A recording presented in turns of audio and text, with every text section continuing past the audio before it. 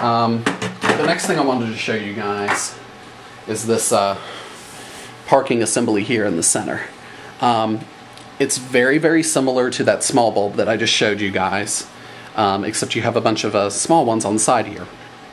It's basically the same setup. The drive bulb that a lot of people have burn out, just simply because that's on the most, is this one right here. Again, if you're not sure if you've removed the correct one, just after you've removed this bulb, and I'll see if I can do it with my hands here. There we go.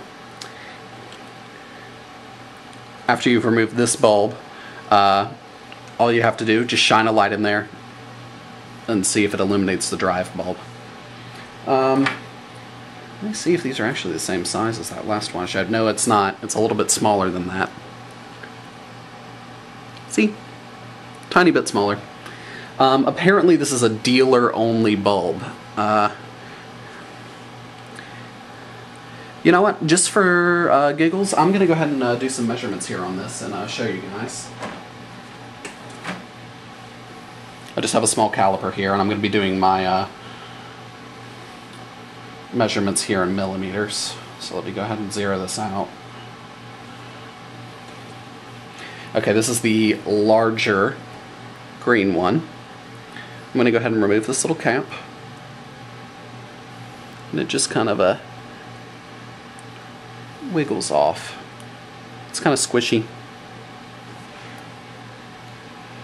Anyways. The bulb itself, measuring like this, that is 4.86 millimeters.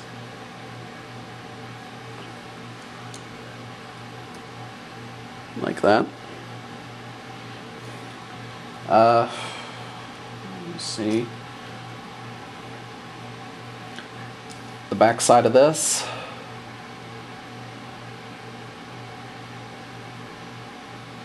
.44 millimeters. 11.44, 11.45 ish. And the entire height of this assembly with the bulb installed. And it does kind of compress down in there a little bit. The bulb at least. That is 12.22 millimeters. So those are the measurements on that. The smaller one that just came out of the drive bulb, this is the one that lights up the D. The bulb itself, 4.12 millimeters, 4.13 now.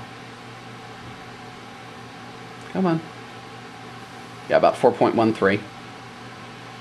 The back of the assembly,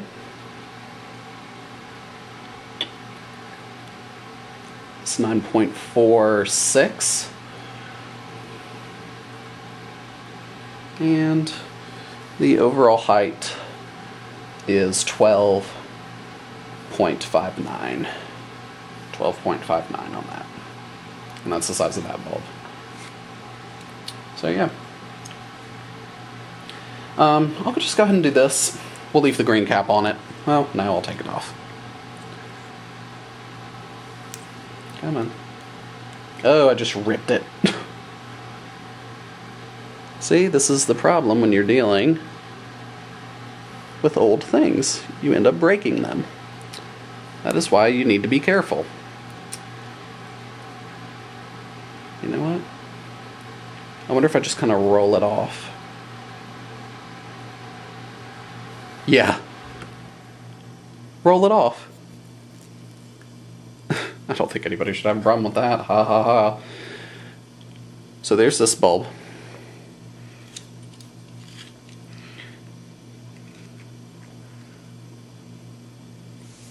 This one is 27.12 millimeters tall. The back of the unit, I'm just going to kind of clamp it there. That is 16.51. And if you want to come out here to the circular portion, that is basically 18 millimeters exactly. What am I forgetting? I did this measurement right. No, because I don't remember telling you that it was 27.09 on that. But yeah, that's what it is. So I believe that that is just about it. I'm going to come back here in a second and show you some tricks when reinstalling things. So stay tuned. Thought I'd go ahead and show you guys here. I'm putting the cluster back together. And when you reinsert the speedometer, it doesn't just kind of slide in very simply. There are holes. One's right here, another one down here, and another one down here. They do line up with some white little plastic taps that you need to kind of center them on. You need to center the cluster. If I could get it. So yeah, it just kind of seats in there like that. And then you flip it over and put the four screws back in. Okay, the 3 screws that hold the tachometer in, these guys, come on, are slightly longer than those shorter ones there that hold the speedometer in on the back of the cluster. Don't mix them up like I just did. I just wanted to show you guys the tabs that I have to line up before you put the speedometer back in. It's right there. It's not the circled one labeled A, it's the one right next to it. You gotta line up that little hole with the white plastic little tab that sticks through. There's another one down here. And there's a third one over here, and this one does go through that white hole. Right there. The tachometer also needs to have the little holes lined up too. One right there. This one on the top here does not go through the white circled one. It's just the regular one. Bottom one does go through the white circle, and this one over here, it just kind of sticks through. Another thing I wanted to say, incandescent bulbs, they don't matter polarity-wise, meaning you can, for example, take this bulb and stick it in either this way or 180 degrees around, like that. And you could stick it in that way. Twist it, lock it, it's good to go. LEDs don't work this way. They're diodes. Diodes don't allow electricity to flow in one direction. That's what LED stands for, light emitting diode. So, when you're putting your cluster back together, before you start reassembling the whole thing, once you get it to about, whatever stage that you were working on it, if you didn't remove all the front stuff and were just messing with the stuff on the back, that's fine. Go ahead and connect the connectors back in. All of them. All of these 4. 1, 2, 3, and wherever the heck the 4th one just went. It's up here. That one. Put it in, reconnect your car's battery, and just turn the key to the on position. Take a look at the cluster and see what's lighting up. Make notes of the stuff that's not, and if you do have that problem when you have LEDs in there, just, let's say it was this bulb that was causing a problem, unlock it, take it, rotate it 180 degrees around, relock it, then check again. It should be lit up. If not, there's probably another problem. But just the tip I thought I'd share with you guys. Okay, reinstalling the needles. Start with this. All you gotta do, take your needle, and you know what, I'm gonna go ahead and zoom in here a little bit so you guys can see better. We'll do the tachometer, I guess. Take it, and no, it does not matter what direction you put it on. And it just pushes straight back on. It slides on very, very, very easily. A lot easier than it came off. Then all you gotta do, twist it around, twist it back. That should reset it. Once again, twist it there, come all the way back around, and that should do it. The odometer doesn't like to fall back down to its normal position like the speedometer did. The speedometer should be the same way.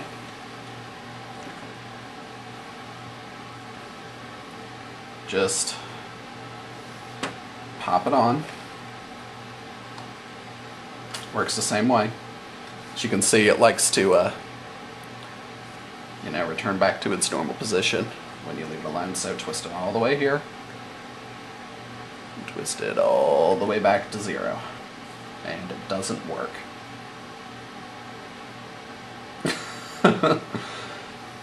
Ladies and gentlemen, we are going 65 miles an hour at a standstill. Okay, it looks like before you remove this needle, please, please, please, please, please mark where it was so that when you reinstall it, you don't have this problem. It should please return to 0. And it's not. Oh, I just skipped the little stop there. Yeah, definitely take a pencil before removing this needle and just mark on here with a pencil where the heck it's landed.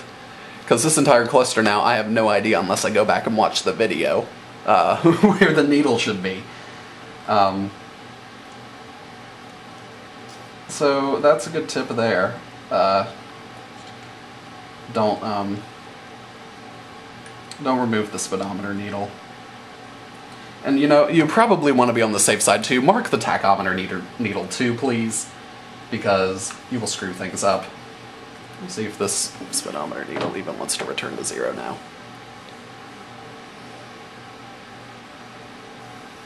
Well, maybe not. Just mark your stuff. Yep, I crashed the car doing 135 miles an hour, doing a ridiculous amount of RPMs. Yeah, I put the cluster back together like that because it looks cool, in my opinion. Anyways, that's how you put it back together. Everything's reinstalled. Just reconnect your plugs, set everything back in, and yeah. That concludes the Cluster Tech video. Please subscribe, rate, and comment. I'd really appreciate it. And of course, if you subscribe, there will be more videos similar to this one coming along. So, thanks again for watching.